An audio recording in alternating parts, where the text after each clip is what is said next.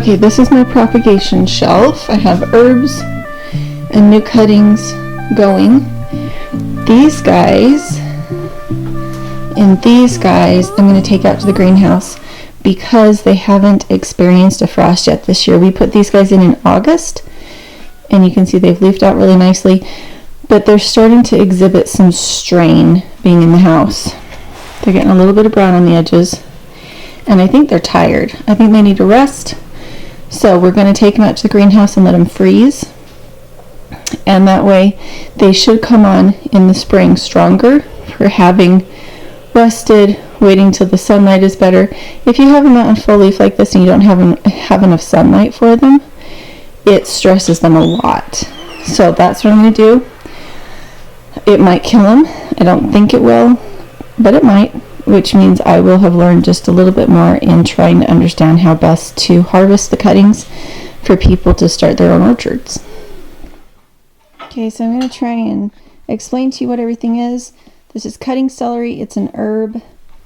Those tall ones over there are Arctic kiwi.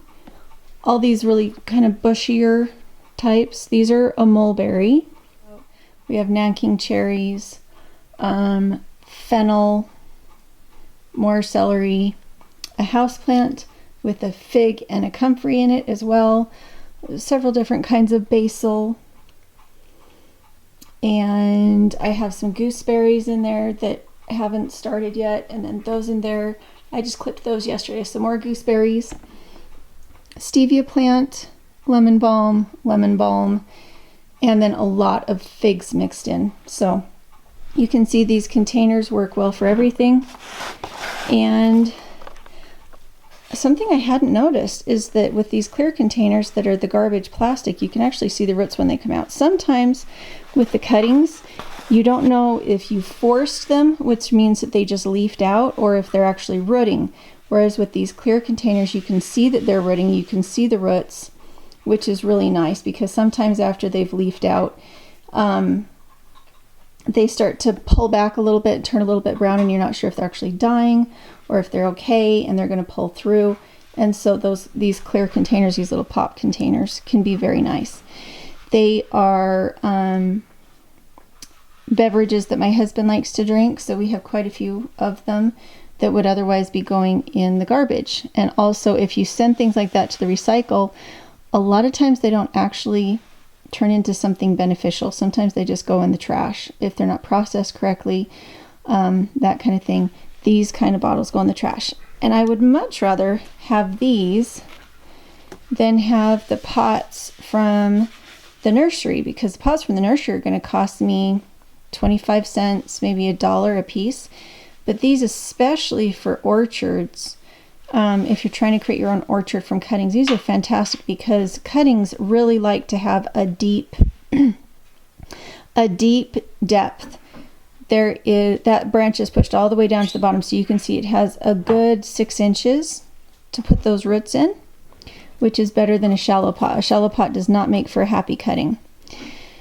So I didn't spend any money on any of these containers, and most of the cuttings and seeds I also did not spend money on. They were cuttings from my own property. I am experimenting all the time trying to find better ways to save money in creating your own food. So that's why we have this. So there is money in the potting soil.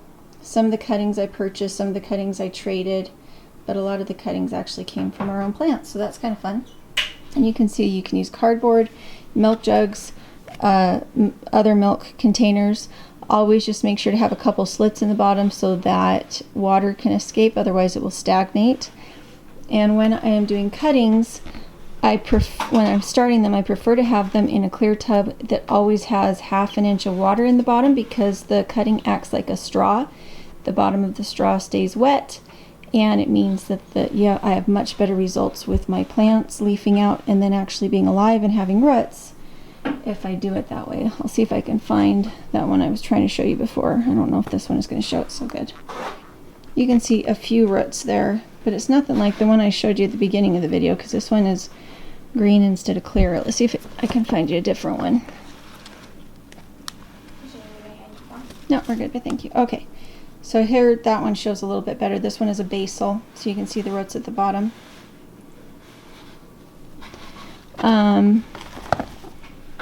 So this has worked really well. All of these were started in this window, in this winter window.